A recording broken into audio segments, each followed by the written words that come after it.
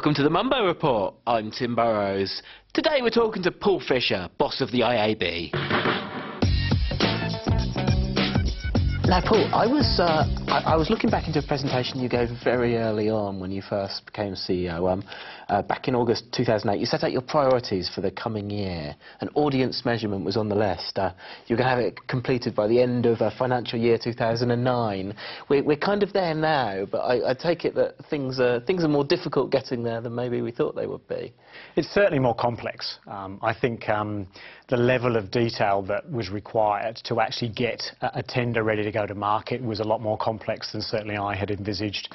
The enormity of what a measurement standardisation project does to the market, or can do potentially, is very daunting as well. So you've got to line up a lot of things to begin with. In my view, and this comes not just from my role at the IAB, but you know, 15 years in the industry, is you've got to have some kind of standardisation of currency. You know, I mean, I came out of radio and television. We all know about TARPs, we know about reach and frequency, we know about readership and circulation. But with online, of course, as we all know, there's all this data, but it's actually more confusing than it is giving clarity. What do you see as the key metric then? It's not unique browsers.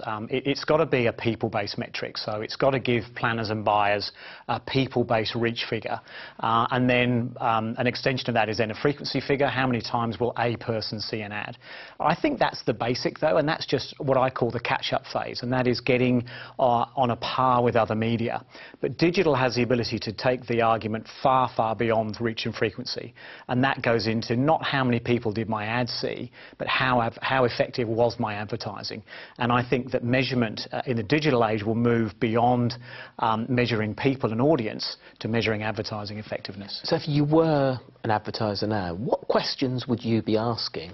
I'd be asking about return on investment. If I'm going to spend X, what am I going to get back and how am I going to measure that?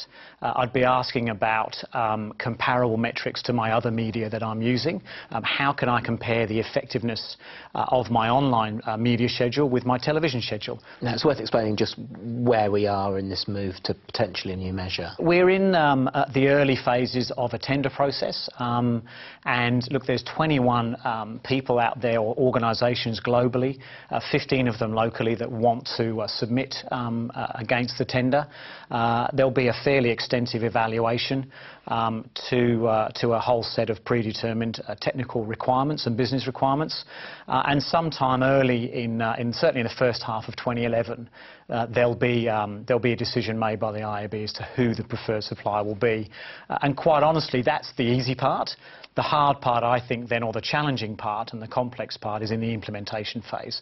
And that's when the IAB, the MFA, the AANA and the preferred supplier have got to really work together to implement whatever we select and actually then make it work for the industry. And then I suppose the question is, will we end up with yet another audience measure, or will it be something that simplifies things?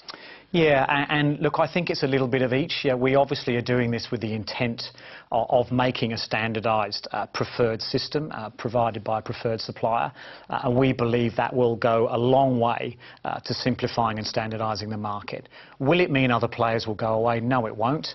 And in one respect, I think, you know, you actually don't want that. It's healthy to have a bit of competition. The IAB, it's funded by the publishers, so I guess to a certain extent it's the voice of the publishers rather than the buyers as well. Do you find yourself having to defend things you're uncomfortable with? Like, I don't know, I presume you're uncomfortable with auto-refresh, for instance. I try not to view anything as being defensive, because I think it's very easy to defend because there's often a lot of attacks made in media.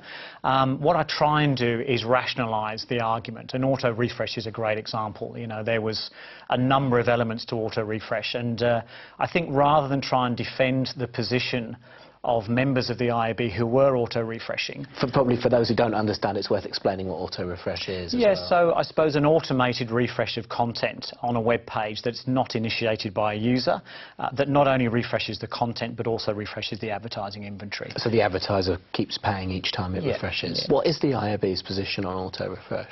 The position that we took is that fundamentally the auto-refresh issue is a single tactical issue that should be sorted out between the buyer and the seller. Another big thing thing that I guess a big project for you since you've been with the IAB is revamping the IAB Awards. Yes, I mean, to walk into to an organisation where the previous awards have really been quite heavily critiqued for a whole variety of many justifiable reasons, I think, was actually a blessing in disguise, because I thought, well, look, you know, unless I'm a complete muppet, I can't really stuff this up.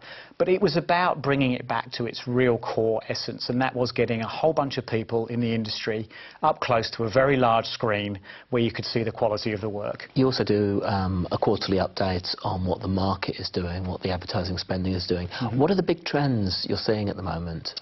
Video is a huge growth area, albeit off a low base. That's growing at about 50% quarter on quarter in this market. We know from overseas it's growing at 200% a year in the UK. It's worth $477 million US in the US, so it's an enormous potential growth. There's some issues there in terms of inventory, but video is a large one. Display is still doing very well whilst people still knock it. Search is still very much the dominant player. And the real story in the display part of the market is the growth of the FMCG, retail and even the government industries. Paul, thanks for your time. Thank you.